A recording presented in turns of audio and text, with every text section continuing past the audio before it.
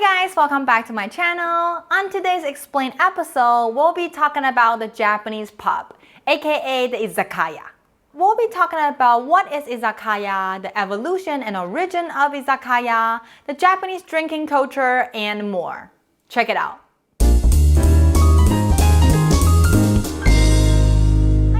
This is Erica right here. I'm a Taiwanese citizen currently living in America.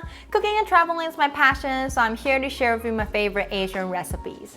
On top of that, all my videos cover a little food knowledge and a history background of the dish, as well as a Chinese lesson at the end of the video. So if that interests you, please subscribe and keep watching. There's a lot to cover in the Japanese drinking culture, so we make two different videos for today's topic. The first one we uploaded last week, we talk about what is a izakaya, the history and the evolution of izakaya, and on today's video, we're gonna talk about the Japanese drinking culture, how do you properly drinking with Japanese, especially if you work in a Japanese company. And I'm also gonna share with you 3 different recipes that you can see in izakaya that you can make at home. So without further ado, let's get into it. You might know that Japanese can drink. But you probably don't know that drinking culture has already influenced into the Japanese workers' day-to-day life. After Japanese get off work, if there's a social gathering within a company, that basically regard as part of the work and Japanese people will just oblige. Because this type of drinking social gathering is not just a simple party. It also allows you to show your interpersonal skill to your supervisor and colleagues. Even though you're not getting paid for this and you didn't really require to be there, but in a Japanese society that emphasizes teamwork so much, you don't really have a choice. The rigorous attitude of a Japanese worker is also reflected in the fact that they must be 100% invested into the official effort at work. So chit-chatting in the office about your personal life with your colleagues is considered unprofessional. And that makes the office worker have to use their off-work time to socialize with their colleagues as well. And that makes drinking after work at a izakaya a perfect choice for both of these purposes.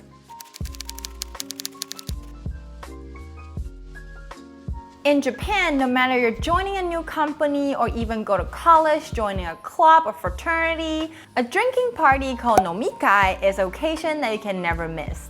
Japanese emphasize hierarchies. So respecting your elder and senior is the way to survive. Back in the day, Japanese company adopt the lifetime employment system. That means whoever you're dealing with today might be your boss for the rest of your life. So kissing your boss's ass is kind of like a human nature back then, so that makes the nomikai a very interesting gathering. Even those companies nowadays already changed to promote based on the abilities, these old customs still live on today in the Japanese culture, and the devil is in the details. Let me show you some examples. First is the sitting arrangement. When you go to a formal nomikai, the arrangement of sitting is literally an art. Depending on the setting of the room, there's so many different rules for sittings. But simply put, the more senior you are, the further away from the door you will be seated. And for the newbie will be the opposite. This is kind of a symbol that the newcomer have to do more work for the senior member, that you have to do the ordering, you have to look for the servers, etc. So you have to sit closer to the door, and if you're a senior member of the group, you shouldn't need to move too much. Next is the drink order. The first drink that being ordered in a Japanese nomikai will always be the draft beer.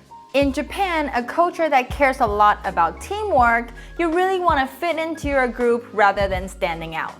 So if you order something else than beer in your first drink, people are not going to say anything, but they might judge you a little. And here I'm going to tell you why. The kanpai culture. When everybody orders their beer, you should never start drinking until everybody got their drink on their hand. Because the first thing you need to do to start the party is raise your cup and toast together. That's called the kanpai. It is basically an announcement made by the senior member to start the party. And that's like a typical Japanese thing to do, kanpai with the draft beer. So that's why if you order something else for your first drink, this little ceremony will kind of be ruined by you. And another little details right here is when you raise your cup to cheers with your manager or seniors, your cup should never be higher than the senior's cup. That's out of a respect. Also, Japanese only really come pie in the beginning of the gathering and they don't really toast too much during the meeting because that kind of creates a little pressure for the other party. Very complicated, right? Last one is the most interesting one. Never pour your own drink. There's literally a Japanese saying says that you will never get ahead in life if you pour your own drink. That's because in Japan, respecting your elderly or the senior is nothing more than normal. And because of the lifetime employment system, anyone come to your group before you is basically your senior. So if you want to have a good life in your group and not get picked on, or you want a promotion opportunity, you have to keep your eyes on your boss's glass. Whenever the senior member is sitting next to you's glass is empty, you want to be the first one to ask them what would you like to drink next and order for them. And when the drinks arrive, you have to pour for them at the right time as well. And this culture is relative. So you might see the vice president of the company pouring a drink for the president, but he will never pour his own drink because he's expecting somebody gonna pour his drink. I know this may sound a little weird and superficial, but this is the Japanese culture, we should just respect it. Now you know all you need to know about izakaya and the Japanese drinking culture. Let me teach you 3 different types of appetizers that you'll see in izakayas. All of these dishes are very easy and fast to make with a few ingredients you need, and all of these ingredients are pretty easy to find here in the West. So without further ado, let's get straight into it.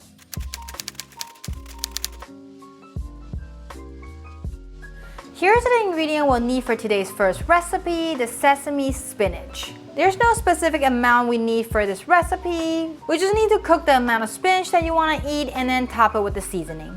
Bring a pot of water to boil and blanch the spinach for 3 minutes. In the meantime, prepare a bowl of ice water, and when the time is up, put the spinach right into the ice water to prevent it from changing color.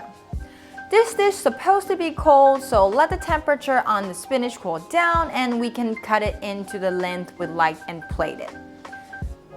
Add the sesame salad dressing on top of the spinach and decorate it with some sesame seeds. And done! The simple sesame spinach is ready.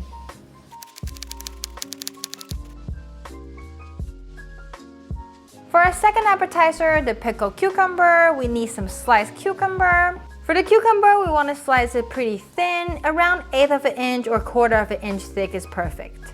And here's some dry seaweed that you can easily get in the Asian supermarket and online. For the sauce, we need some soy sauce, brown sugar, salt, and vinegar.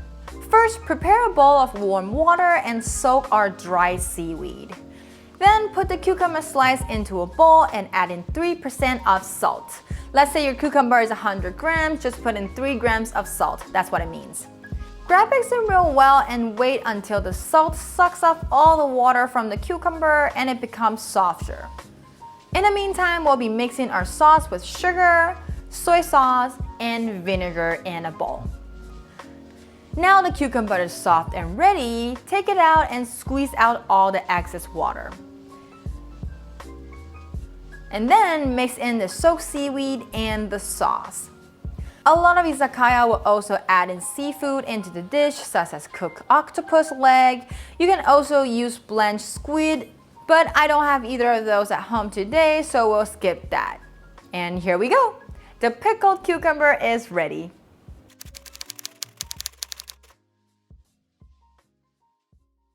Last but not least is our tuna radish salad, and here's what we need.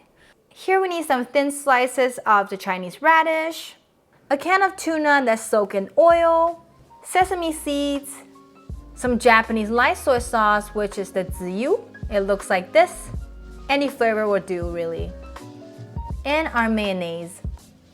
Put all the radish slices into a zipper bag and add in the Japanese light soy sauce, ziyu. There's a lot of Japanese light soy sauce are concentrated, and the one I have today is 4 times concentrated, so I have to add in some water as well. And close up the zipper bag and let it marinate for 10 minutes. When the time is up, adding a whole can of oil-soaked tuna and 2 tablespoons of mayo and also sesame seeds. Mix it real well and it's done. Super easy. After you plate it, if you want to make it to look prettier, you can also add in some scallions and sesame seeds on top of it. These 3 dishes are all simple and great to pair with barbecue skewer, fried dish, and beer. The tuna radish salad is super creamy. It's surprising how tuna and radish are such a good match. The cucumber seaweed salad are very light and refreshing, and the sesame spinach are not just super healthy and also tasted amazing. Now, while we're enjoying our late night beer snacks, let's learn some Chinese.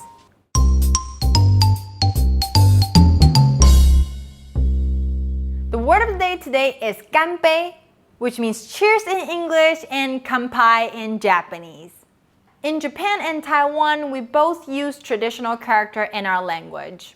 So these 2 characters, if you see it in Japan, you should pronounce it kanpai, and in Taiwan or China, you should pronounce it ganbei, which both means cheers in English. So let's repeat it together again. Ganbei is the Chinese version, kanpai is Japanese, and which means cheers. Radish. There's radish? Mm-hmm. If it dropped, it's definitely be cutting into my video. I'm good under pressure, I won't drop it. You can definitely see my crotch. It's okay. I'm gonna blur it for you. That would be really funny. Would your audience appreciate that if you blurred out his crotch? Blur it out, make it like, what's going on over there? It seems way worse. My voice in post, like, oh, I like that one. That's going in. People normally like tuna and mayonnaise, but this just tastes like a tuna sandwich, but with no bread. I know you're gonna drop. It was on camera. Zoom in. Thank you for watching the video to the end. Let me know if you like the content by giving this video a thumbs up. It's only gonna take you a second, but it means a lot to me. I make a video on YouTube every Thursday, so remember to hit that bell and you'll never miss out. Last but not least, don't forget to subscribe to my channel if you haven't already, and I'll see you next Thursday. Bye!